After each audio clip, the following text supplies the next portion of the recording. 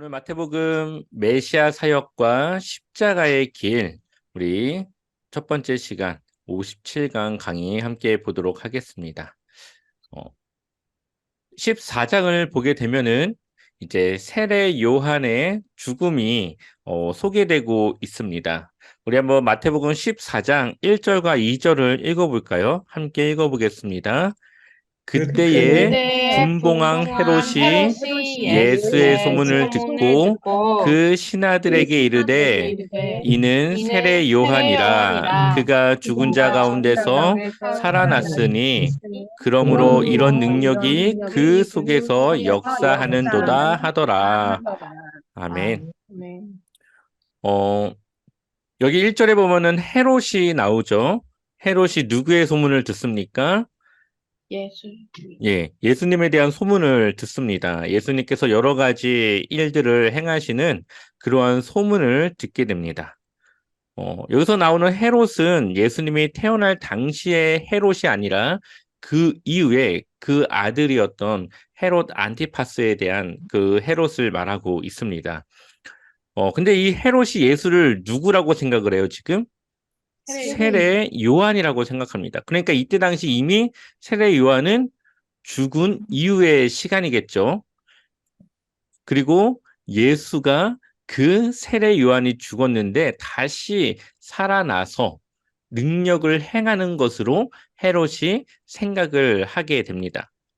어, 아마도 이때 당시에는 이 죽은 사람의 이 부활이 이렇게 새로운 인물로 부활하는 그러한 생각을 가졌던 걸로 보이게 됩니다. 그래서 예수의 소문이 곧 자신이 죽인 세례 요한이 다시 살아난 것은 아닌가라는 의문을 갖게 됩니다. 이 헤롯이 이 세례 요한을 죽이게 되는데 그 시작은 어디서부터냐? 바로 3절에 있습니다. 한번 3절 읽어보겠습니다. 전에 헤롯이 그 동생 그 동생 빌립의 빌립의 아내 아내 헤로디아의 헤로디아의 일로 일로 요한을 잡아 요한을 잡아 결박하여 결박하여 옥에 옥에 가두었으니 가두었으니. 아멘. 네, 빌립이라고 헤롯과 이복 동생인데요. 엄마가 다른 동생인데 다른 지역을 통치하고 있었습니다. 근데 이 빌립의 아내였던 헤로디아를 헤롯이 그녀와 결혼을 하게 됩니다. 그러니까 형제의 아내를 이제 형제의 아내와 결혼을 하게 된 것이죠. 근데 그것이 유대인들의 율법으로 볼 때는 아주 잘못된 일이에요. 그래서 이 요한이, 세례 요한이 그 일에 대해서 사람들에게 잘못된 일이라고 이야기를 합니다. 그러니 이 헤롯에게 있어서 자신의 위신, 자신의 그러한 위치가 얼마나 두려웠겠습니까? 사람들의 지지를 받지 못하진 않을까? 또 자신의 그러한 잘못에 대해서 이야기를 하는 이 요한이 눈에 가시 같았습니다. 어, 4절을 보니까 요한이 헤롯에게 말하되 당신이 그 여자를 차지한 것이 옳지 않다. 아까 그 얘기죠. 이제 자신의 이복 동생의 아내였던 헤로디아를 아내로 맞이하는 것이 옳지 않다라고 이야기를 하였습니다.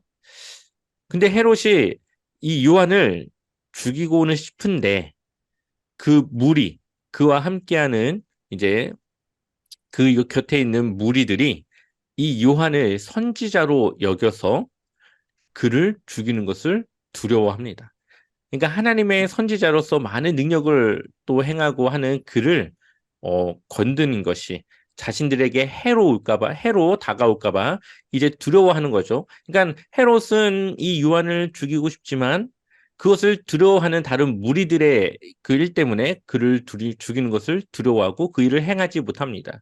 그러다가 이 헤로디아의 딸이 이 헤롯의 어, 생일 때에 춤을 추게 되는데 그 춤을 본 헤롯이 원하는 소원을 말하라고 하죠.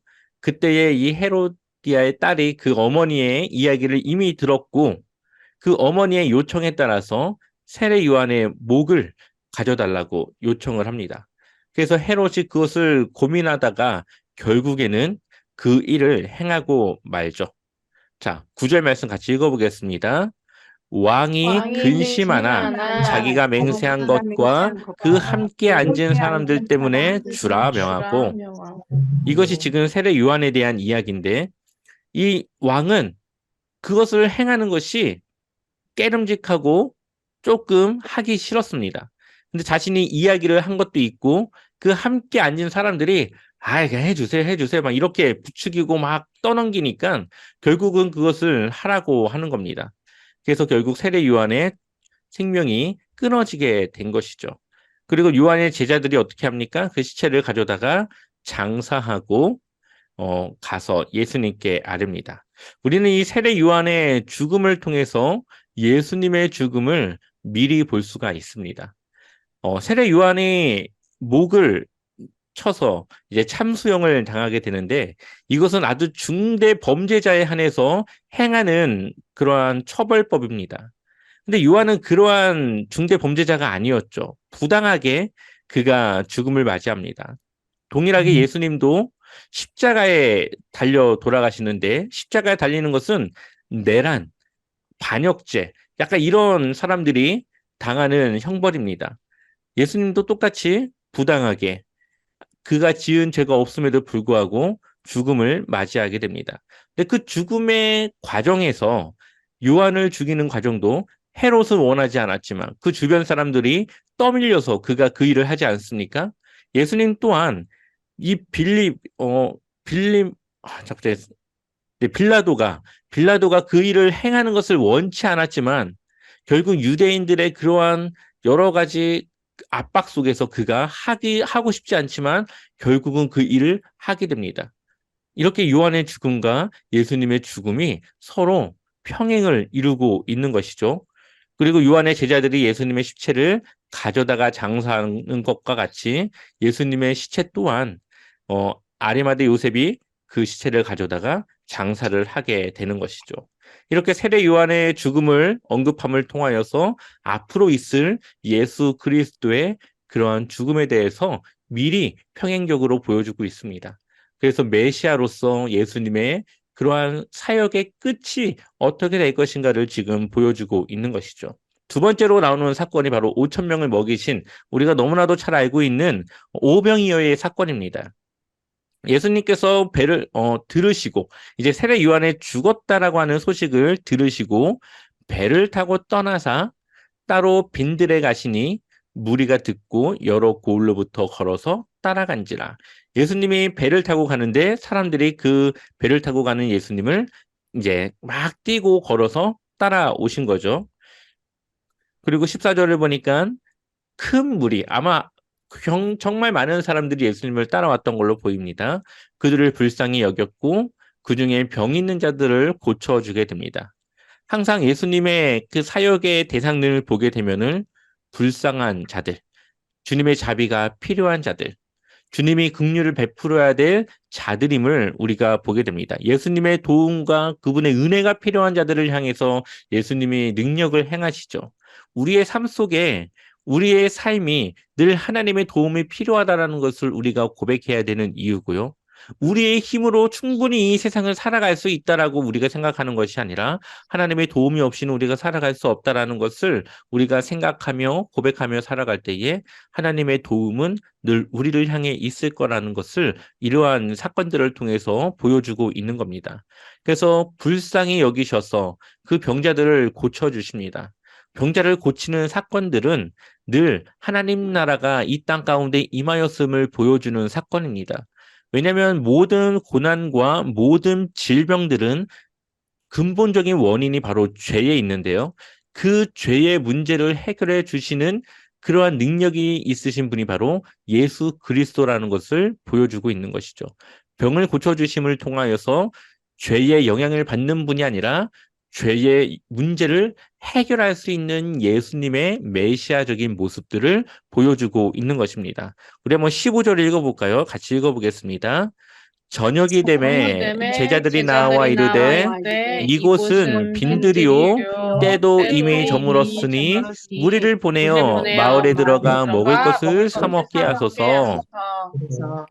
네, 이제 이 사람들이 저녁이 되었고 저녁이 저녁을 먹어야 되는 시간이 지났음에도 불구하고 밥을 먹지 못했습니다. 이제 날도 저물어서 이 사람들을 보내어서 이제 마을에 들어가서 각자 먹을 것을 사 먹게 이제 보내주죠 하면서 이야기를 했더니 예수님께서 그것을 허락하지 않으십니다. 16절 같이 읽어볼까요? 함께 읽어보겠습니다. 예수께서 예수께서 이르시되 이르시되 갈 것 갈 것 없다. 없다. 너희가 먹을 너희가 것을 먹을 것을 주라. 주라 먹라. 아멘. 아멘. 한 끼 정도 굶는다고 사람이 뭐 문제가 되지 않지 않습니까? 저녁 한 끼 안 먹는다고 문제가 될 것이 없는데 예수님께서는 그들의 그 저녁을 너희가 먹을 것을 주라고 이야기를 하십니다. 여기에는 예수님께서 뭔가 이 사람들을 통하여서 보여주고자 하는 메시지가 있다라는 것을 우리에게 알려주고 있는 것이죠. 그랬더니 제자들이 찾고 찾고 찾은 게 17절에 떡 5개와 물고기 2마리 뿐이었습니다. 그래서 제자들이 우리에게 가진 것은, 우리가 지금 찾은 것은 떡 5개와 물고기 2마리밖에 없습니다. 그리고 19절 같이 읽어볼까요? 무리를 우리가 명하여 명하여 잔디 위에 잔디 위에 앉히시고 앉히시고 떡 다섯 떡 다섯 개와 개와 물고기 물고기 2마리를 두 마리를 가지사 가지사 하늘을 하늘을 우러러 우러러 축사하시고 축사하시고 떡을 떡을 떼어 떼어 제자들에게 제자들에게 주심에 주심에 제자들이 무리에게 제자들이 무리에게 주니. 주니. 아멘. 자, 이제 사람들을 잔디에 앉게 합니다. 그리고 하나님 예수님께서 이 떡과 이 물고기 이 바구니를 들고 이제 감사 기도를 하신 거죠. 그리고 떡을 떼어 제자들에게 주심에 제자들이 또 무리에게 그것을 줍니다. 이것을 통해서 우리가 약간 비슷한 모습을 볼 수가 있는데요. 자, 마태복음 26장 26절을 한번 읽어볼까요? 같이 읽어보겠습니다. 그들이 먹을 그들이 때에 먹을 때에 예수께서 예수께서 떡을 떡을 가지사 가지사 축복하시고 축복하시고 떼어 떼어 제자들에게 제자들에게 주시며 주시되 이르시되 받아서 받아서 먹으라 먹으라. 이것은 이것은 내 내 몸이니라 몸이니라 하시고. 하시고. 지금 마태복음 26장 26절은 최후의 만찬의 장면입니다.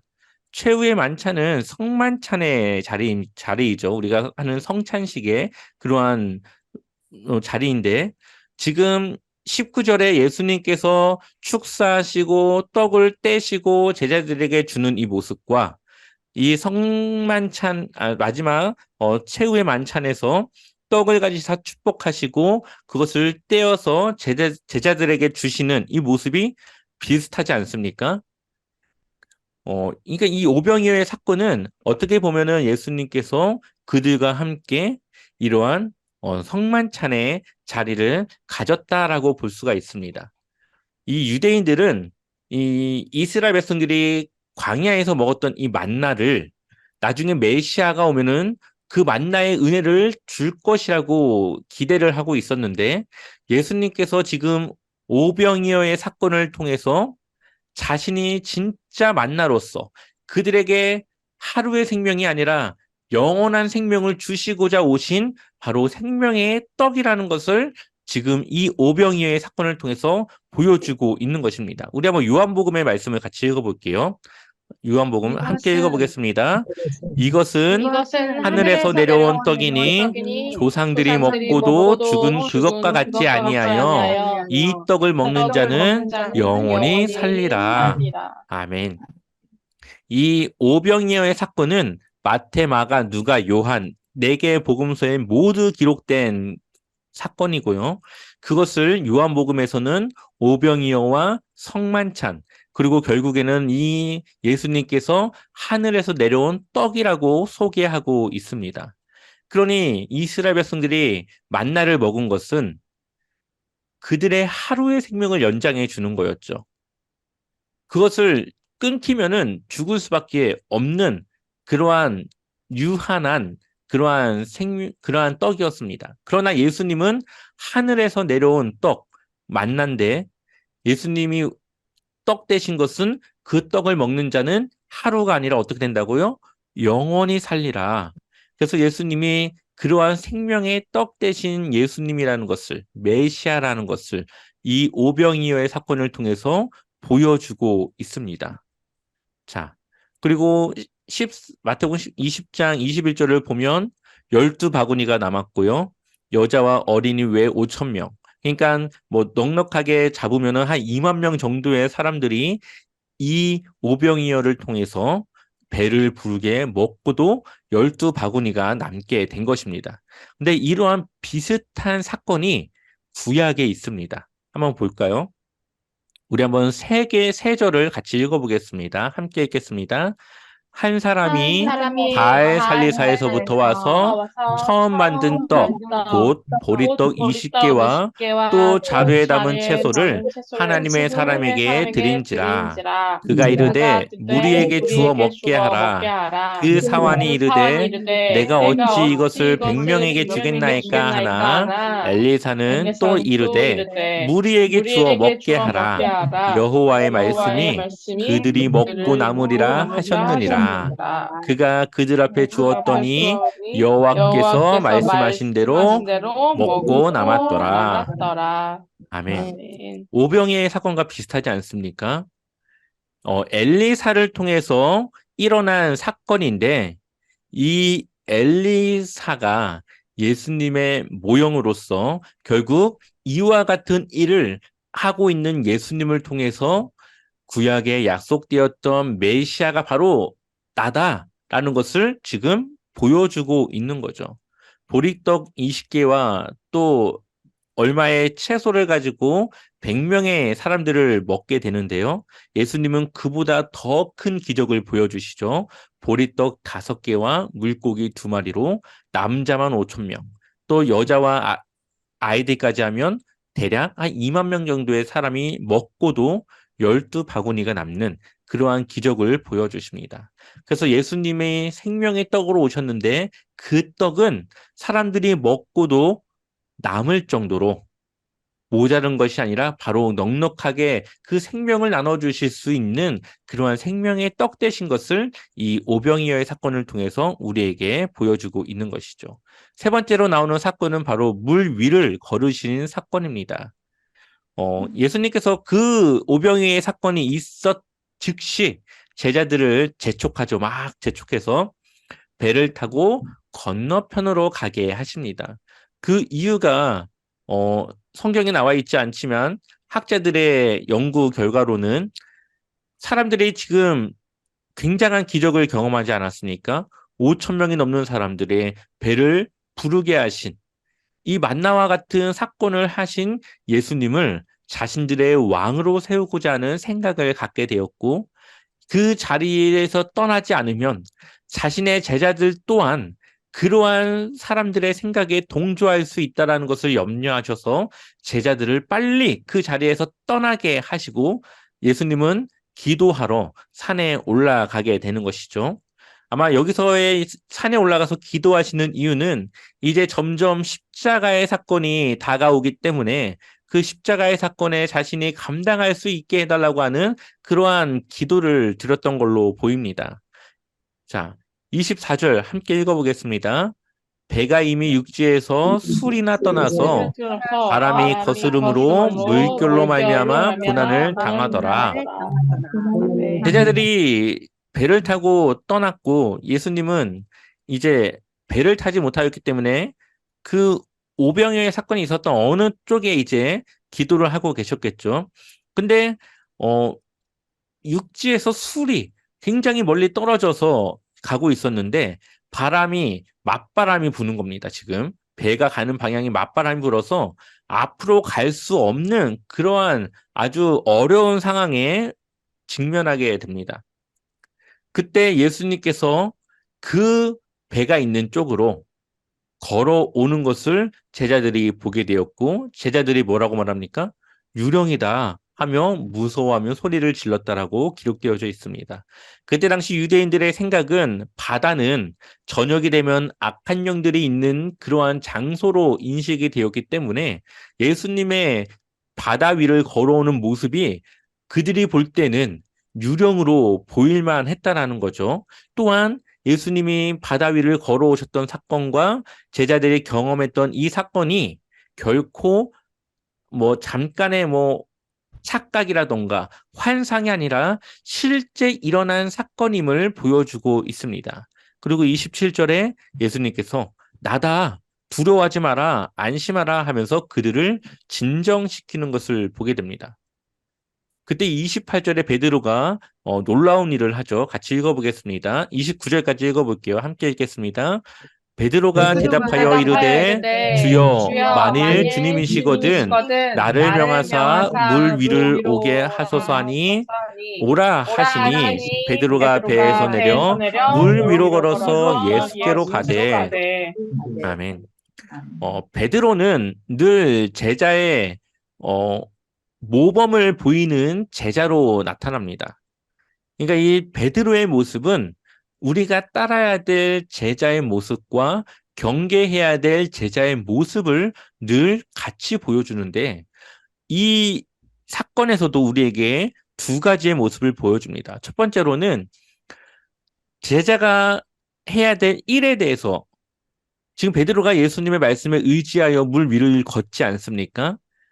하나님의 말씀을 의지하며 살아가는 것이 제자로서 해야 될 마땅한 일이라는 것을 베드로가 물 위를 걷는 사건을 통해서 보여주게 됩니다. 제자가 가져야 될 믿음, 제자가 가져야 될 그러한 모습과 태도를 보여주고 있는 것이죠. 자, 30절, 31절 같이 읽어보겠습니다. 바람을 보고 무서워 빠져가는지라 소리질러 이르되 주여 나를 구원하소서 하니 예수께서 즉시 손을 내밀어 그를 붙잡으시며 이르시되 믿음이 작은 자여 왜 의심하였느냐 하시고 아멘. 또 우리가 경계해야 될 믿음이 있는데요. 경계해야 될 제자의 모습이 있는데 바로 믿음이 작고 그 말씀을 의심하는 거죠. 예수님의 능력이 큰데 이 바람을 보고 예수님의 능력을 바라보지 않고 이 자신을 힘들게 하는 이 바람을 보았을 때에 결국 베드로의 믿음이 흔들렸을 때에 그가 물에 빠지고 맙니다. 우리가 경계해야 될 믿음의 태도라는 것을 보여주고 있는 것이죠. 그래서 믿음이 작은 자여 왜 의심하였느냐 하시고 우리가 늘 살아갈 때 제자로 살아갈 때 우리가 해야 될 일은 하나님의 말씀을 의심하지 않고 믿음으로 살아가는 것이 제자로서 살아가야 될 삶이라는 것을 우리에게 보여주고 있는 것이죠. 또한 우리가 그렇게 실수로 순간의 잘못으로 빠졌을지라도 30절에 31절에 그의 손을 붙잡고 구원하시는 예수님의 모습을 통하여서 우리를 늘 구원의 길로, 우리를 늘 주님과 함께 동행하는 자리로 이끌어 주시는 바로 신실하신 하나님의 모습 또한 보여주고 있습니다. 아멘. 그리고 이들이 무엇을 고백합니까? 33절 같이 읽어보겠습니다. 배에 있는 사람들이 예수께 절하며 이르되 진실로 하나님의 아들이로소이다 하더라. 아멘. 이 사건 이후부터 제자들이 이제 예수님이 누구신가를 조금씩 알아가기 시작합니다. 그 이전에는 예수님 범상치 않은 분인 건 알겠는데 이분이 도대체 누구일까? 이렇게 궁금증을 갖고 있었다면 이제는 바람을 잠잠케 하고 자연을 다스리시는 또한 먹을 것을 또한 생성해 내시는 그러한 기적의 이런 모습들을 통하여서 예수님은 이런 분이구나 하는 것을 이제 조금씩 알아가기 시작해요. 이러한 그들이 알아가는 과정들을 통해 결국 마태복음 16장 16절에 주는 그리스도시요 살아계신 하나님의 아들이라고 하는 베드로의 고백이 나올 수 있었던 것입니다. 물론 성령이 그를 통하여서 고백하게 하였지만 이러한 과정들을 통해서 예수님이 누구신지를 베드로가 고백할 수 있었다라는 것을 이 말씀들을 통해서 우리에게 보여주고 있는 것이죠. 자, 마지막 네 번째, 병든 자들을 또 고치시는데 34절을 보니까 이제 배를 타고 게네사렛 땅에 이르게 됩니다. 이곳은 예수님께서 익히 사역을 하셨던 곳이기 때문에 35절을 보면 그 사람들이 예수님을 금방 알아보게 됩니다. 그리고 그 근방에 사람들을 데리고 와서 모든 병든 자를 예수님께 데리고 와서 그들이 고침을 받게 되는데 36절 같이 읽어볼까요? 같이 읽겠습니다. 다만 다만 예수의 옷자락이라도 손을 대게 옷자락이라도 손을 하시기를 대하시기를 간구하니 간구하니 손을 손을 대는 대는 자는 자는 다 다 나음을 나음을 얻으니라. 아멘. 얻으니라. 아멘. 그러니까 마태가 그 일이 너무나도 많은 사람들이 병을 고쳤기 때문에 이것을 조금 축약해서 고백하기 위해서 예수의 옷자락이라도 손을 대게 하시기를 간구하니 손을 대는 자는 다 나음을 얻었느니라. 그러니까 믿음으로 예수님의 옷자락에 능력이 있는 것이 아니라 그거라도 만지면은 예수님의 능력이 나를 낫게 하겠다라고 하는 그들이 가진 믿음을 통해서 그 믿음을 가진 모든 사람들이 그 병을 낫게 되었다라는 것을 말하고 있습니다. 예수님이 메시아임을 지금 여러 사건들을 통해서 보여주고 계시는데 예수님께서 이 땅에 오셔서 이제는 죄의 권세를 이겨내시는 이 과정들을 통하여서 이미 하나님의 나라, 죄와 상관없는 죄가 범접할 수 없는 하나님의 나라가 바로 이 땅 가운데 이미 임하였다라는 것을 이러한 사건들을 통해서 보여주고 있는 것이죠. 병든 자들, 그들이 당하고 있는 고난과 고통들, 그들이 가지고 있는 모든 문제들이 그 근원에는 죄라는 것이 있는데 그 마귀를 통해서 들어온 죄의 권세를 이기시는 이러한 사건들을 통하여서 예수님께서 앞으로 죄를 온전히 이겨내실, 승리하실 메시아의 사역들을 지금 보여주고 있다라는 것입니다. 그래서 우리는 이 네 가지의 사건들을 통해서 메시아이심을 이제는 드러내시고 증명하시는 예수님의 사역들을 보았습니다. 다음 시간에는 우리 이어서 메시아의 사역과 십자가의 길 두 번째 강의를 함께 나누도록 하겠습니다. 감사합니다.